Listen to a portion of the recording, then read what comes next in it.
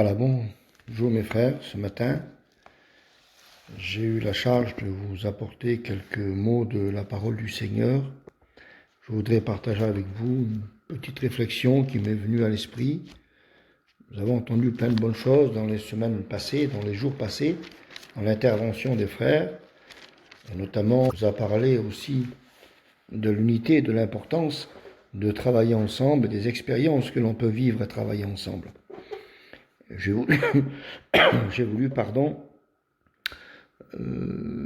rappeler cette note de l'Évangile, puisque lorsque nous sommes ensemble, nous vivons aussi des expériences ensemble. C'est les expériences qui nous apprennent les uns les autres à pouvoir aller de l'avant, et nos erreurs nous servent aussi à améliorer notre engagement, notre travail, notre sérieux pour le Seigneur. Et je pense que c'est d'autant plus important lorsque nous sommes des dirigeants. Alors écoutez, on parle souvent de ce verset de la Bible où l'apôtre Pierre prend la parole à la Pentecôte, mais on reste sur cette idée, si vous voulez, que c'est l'apôtre qui prend la parole. C'est vrai qu'il est obligé de prendre la parole, mais le texte nous dit Pierre se présenta avec les 11. Pierre ne s'est pas présenté tout seul.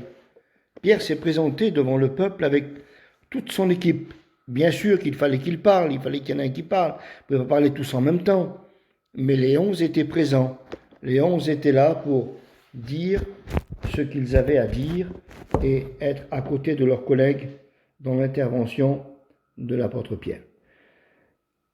J'ai voulu, au travers de cette petite réflexion de quelques minutes que nous avons les uns et les autres, ne pas être trop long, mais rappeler ces mots de la parole du Seigneur ou ces expériences, si vous voulez, que les disciples ont vécues au travers de la parole du Seigneur.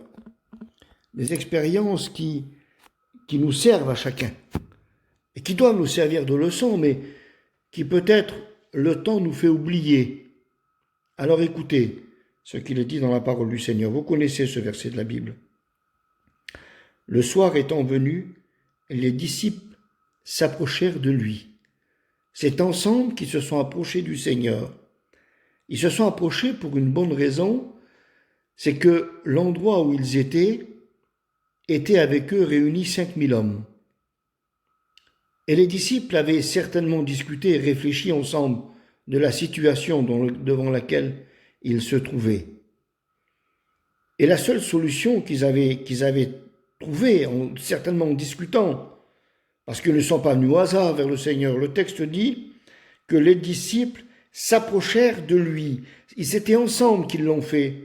C'est ensemble qu'ils se sont approchés du Seigneur, parce qu'ils savaient qu'il y avait une difficulté qui était insurmontable, quelque chose qu'ils ne pouvaient résoudre même par eux-mêmes.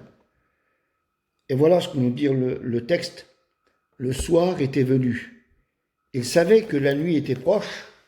Ils savaient très bien qu'ils ne pouvaient rien faire pour le peuple qui était présent. Alors j'ai relevé, si vous voulez, au travers de la réflexion de la parole du Seigneur, cette réflexion du texte. Le soir était venu, les disciples s'approchèrent de lui, pour lui faire remarquer au Seigneur que la nuit était proche et que le peuple était nombreux et qu'il ne pouvait rien faire pour le peuple. Alors, le texte de la parole de Dieu nous dit que Jésus va leur donner une leçon. Sa réponse va être une leçon pour eux. Malheureusement, cette leçon, ils vont l'oublier quelque temps plus tard. Mais à ce moment-là, cette leçon va être importante.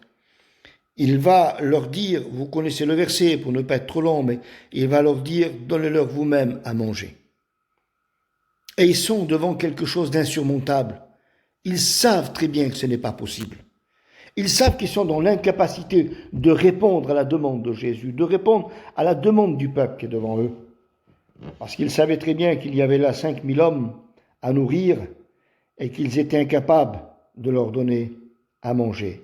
Ils sont devant l'insurmontable de nourrir 5000 hommes. Imaginez-vous la population que ça peut faire. 5000 hommes réunis. Nous avons des fois des difficultés à réunir 300-400 frères et faire un repas ensemble, alors que nous avons toute une logistique, toute une préparation. Mais là, il n'y avait rien de tout cela. En plus, le texte dit qu'ils étaient dans un lieu désert. Donc, ils n'avaient aucun moyen de répondre aux besoins qui étaient présents. Et ils avaient réfléchi auparavant, c'est pour ça qu'ils se sont approchés de lui, parce qu'ils savaient très bien qu'ils ne pouvaient pas répondre à la situation. Alors, ils se sont approchés du Seigneur, mais le Seigneur connaissait leur cœur et leur dit: donnez-leur vous-même à manger. Il veut leur donner une leçon. Et même s'ils auraient voulu essayer de donner à manger à tous ces hommes, comment auraient-ils pu faire? Comment auraient-ils pu faire pour trouver un homme, un boulanger, être capable de fabriquer 5000 pains en quelques heures? Le soir était là, la nuit était là. Il fallait trouver un boulanger capable de fabriquer. Et les boulangers ne couraient pas les rues comme aujourd'hui. Il fallait que le boulanger puisse trouver de la farine pour faire 5000 pains. C'était insurmontable. Il fallait le financier. Ils n'avaient que 200 deniers. Il fallait encore pouvoir le transporter. Ça faisait une quantité de pain énorme. Et puis il n'avait que 2 poissons. Et il fallait des poissons pour 5000 hommes. Comment trouver un pêcheur le soir tard, être capable avec son filet de ramener 5000 poissons? C'est un minimum. Donc il n'y avait pour eux aucune possibilité de répondre à ce besoin-là. Et même s'ils auraient trouvé un homme, comment la pêche miraculeuse, une des pêches miraculeuses de 153 gros poissons après la résurrection était déjà une pêche miraculeuse. Alors comment voulez-vous attraper 5000 poissons d'un minimum? Puis fallait-il encore pouvoir les transporter? Les disciples savaient qu'ils étaient dans l'incapacité et dans l'impossibilité. Ils étaient devant l'insurmontable. Et puis, le texte dit qu'ils avaient réfléchi à tout cela. Et le texte dit qu'ils se sont approchés de lui. Et Jésus est en train de leur donner une leçon. Et il leur dit: qu'avez-vous? On n'a que 5 pains et 2 poissons. Encore, c'était même pas à eux, ça appartenait à un jeune garçon. Ils n'avaient rien, alors Jésus va leur dire: donnez-moi ce que vous avez. Et ils apportèrent ce qu'ils avaient au Seigneur. Nous sommes souvent confrontés à des situations qui sont insurmontables pour nous. Nous n'avons pas de solution, nous ne savons pas comment agir. Je pense que les disciples avaient compris que le seul moyen de se sortir de cette situation, c'était de s'approcher de lui.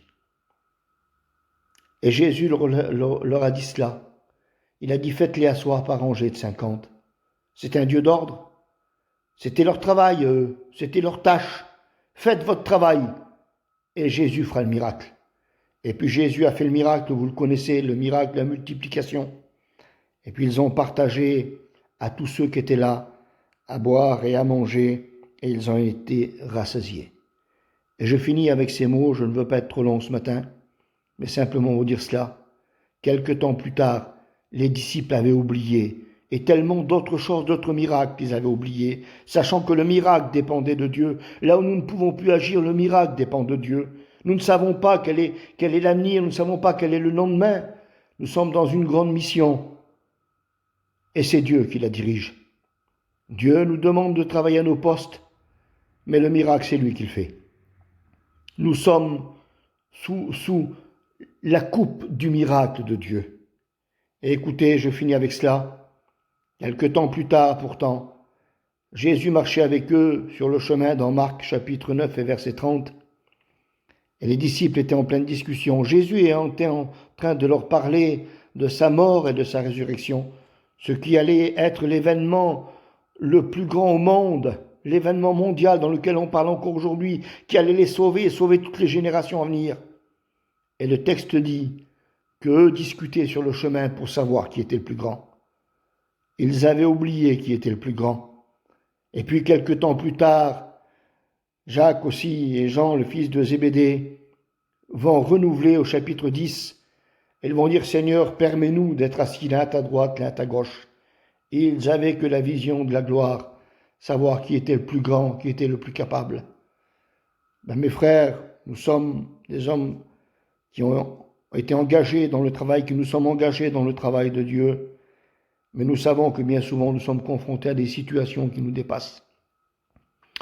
Et ce n'est pas à nous de savoir qui est le plus grand, parce que nous savons que celui qui est le plus grand parmi nous s'appelle Jésus-Christ. Et c'est lui qui guide, c'est lui qui conduit. Nous organisons, mais c'est lui qui fait le miracle. N'oublions jamais, mes frères, que c'est lui qui dirige notre mission, que c'est lui qui place les hommes, c'est lui qui déplace, c'est lui qui place, c'est lui qui organise, c'est lui qui nous conduit, le Saint-Esprit nous fait comprendre quelle est la volonté du Seigneur. Alors dans les moments dans lesquels nous sommes, des moments difficiles, nous essayons de faire ce que nous pouvons avec notre compréhension. Nous sommes devant une situation que nous n'avons jamais vécue. Peut-être certains moments, des incompréhensions, nous sommes peut-être devant l'insurmontable. Mais faisons comme les disciples. Approchons-nous de lui. Et en nous approchant de lui, c'est lui qui fera le miracle. Que Dieu vous bénisse, mes frères, au travers de ces quelques mots tout simples de la parole du Seigneur. Que Dieu nous fasse comprendre à chacun qu'il n'y a pas de plus grand parmi nous, et que le plus grand qui est parmi nous s'appelle Jésus-Christ, et que nous sommes ses serviteurs. Que Dieu vous bénisse, mes frères, et vous encourage en cette journée.